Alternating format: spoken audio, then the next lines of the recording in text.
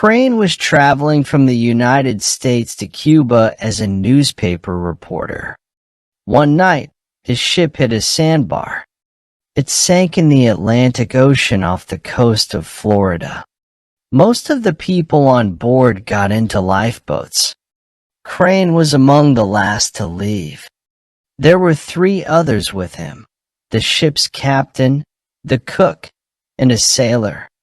These 4 men climbed into the only remaining lifeboat.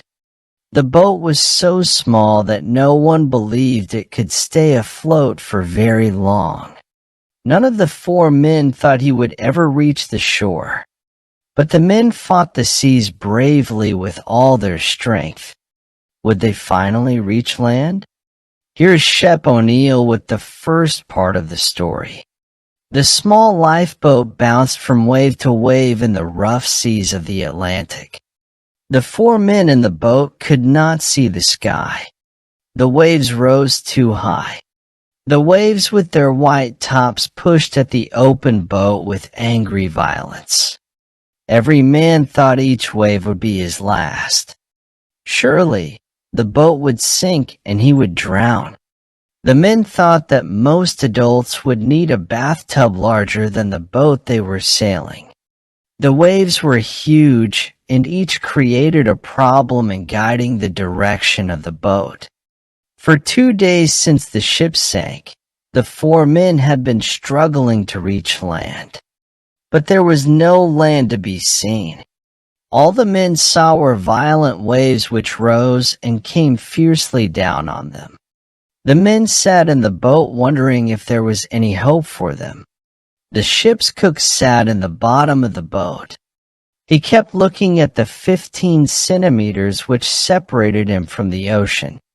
The boat had only 2 wood-knowers. They were so thin it seemed as if they would break against the waves. The sailor, named Billy, directed the boat's movement with one of the oars. The newspaper reporter pulled the second oar. He wondered why he was there in the boat. The 4th man was the captain of the ship that had sunk. He lay in the front of the small boat. His arm and leg were hurt when the ship sank. The captain's face was sad. He had lost his ship and many of his sailors. But he looked carefully ahead, and he told Billy when to turn the boat. "Keep her a little more south, Billy," he said. Sitting in the boat was like sitting on a wild horse. As each wave came, the boat rose and fell like a horse starting toward a fence too high to jump. The problem was that after successfully floating over one wave, you find that there is another one behind it just as strong and ready to flood your boat. As each wall of water came in, it had everything else that the men could see.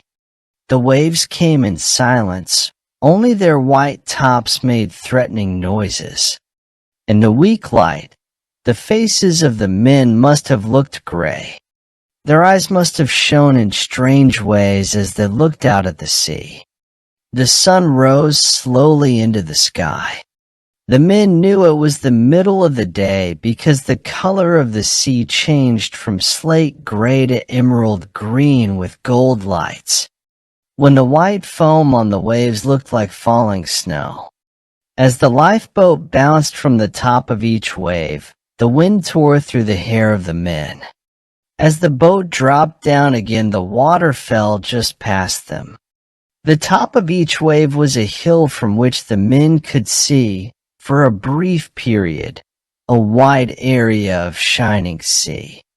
The cook said the men were lucky because the wind was blowing toward the shore.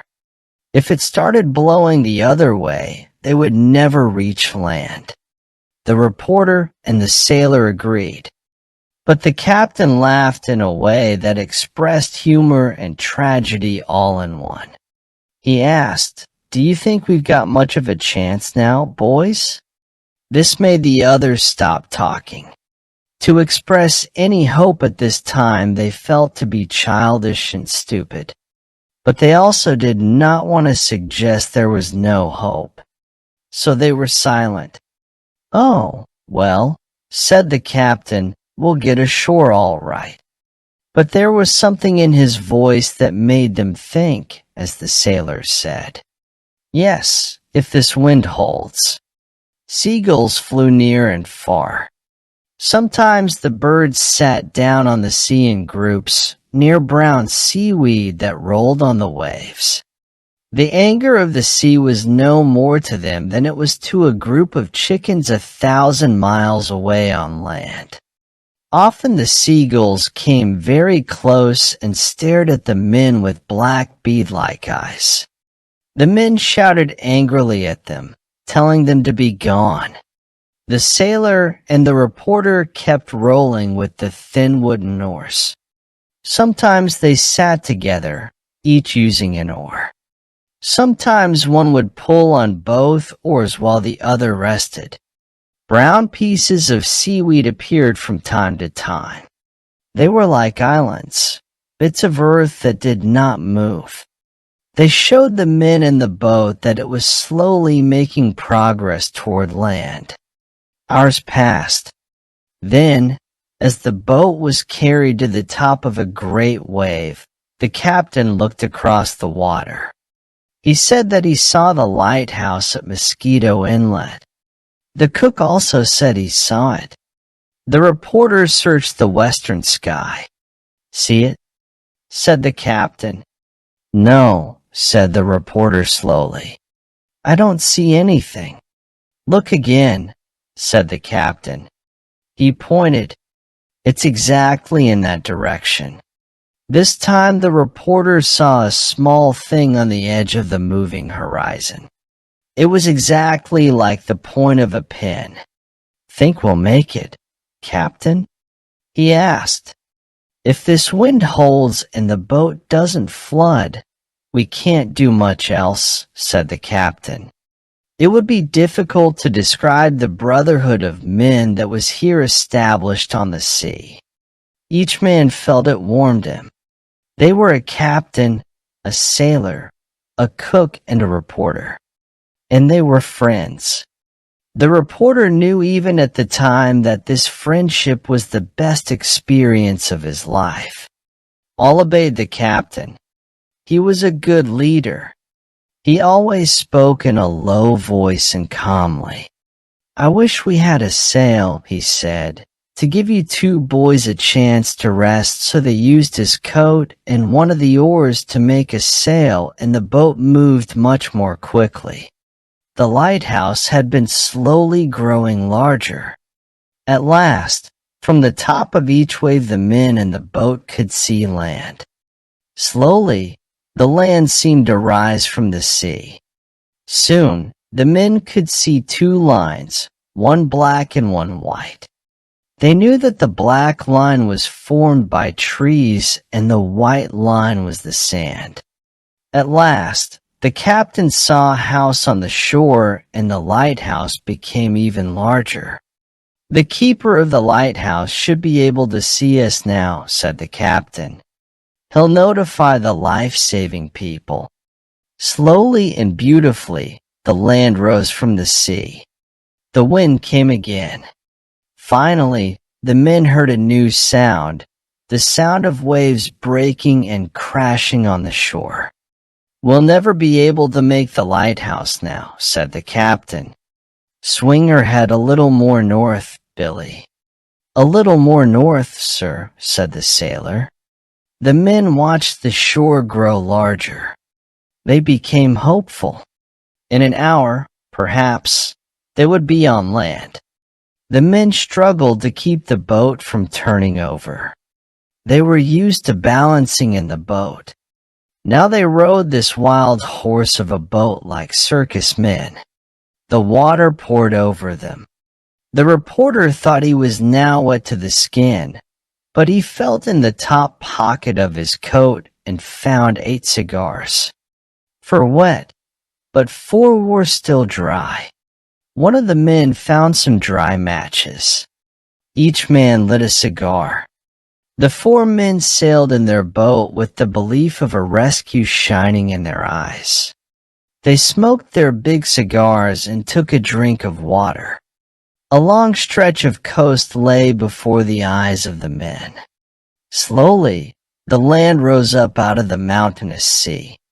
The men could see a small house against the sky. To the south, they could see a lighthouse. Tide, wind, and waves were pushing the lifeboat northward. The men thought someone on land would have seen the boat by now. "Well," said the captain, "I suppose we'll have to attempt to reach the shore ourselves. If we stay out here too long, none of us will have the strength left to swim after the boat sinks." So Billy the sailor turned the boat straight for the shore. "If we don't all get ashore," said the captain, "I suppose you fellows know where to send news of my death." The men then exchanged some information. There was a great deal of anger in them. They thought, "If I am going to be drowned, why, in the name of the 7 mad gods who rule the sea, was I permitted to come this far and think about sand and trees?" The waves grew stronger. They seemed always just about to break and roll over the little boat. The coast was still far away. The sailor said, "Boys, the boat won't live 3 minutes more and we're too far out to swim. Shall I take her to sea again, Captain?" "Yes." "Go ahead," said the captain. The sailor turned the boat and took her safely out to sea again. "It's funny those life-saving people haven't seen us," one of the men said. "Maybe they think we're out here for sport. Maybe they think we're fishing. Maybe they think we're fools." Once more, the sailor rowed the boat, and then the reporter rowed. Suddenly, they saw a man walking along the shore. The man stopped walking. He moved his hand in the air to wave at them. He saw them. Now he was running to the house. The captain tied a cloth to a stick and waved it. Now there was another man on the shore. The 2 men waved their hands in the air as if they were saying hello to the men in the boat. Now, what was that moving on the shore? It was a bus, a hotel bus. A man stood on the steps of the bus and waved his coat over his head.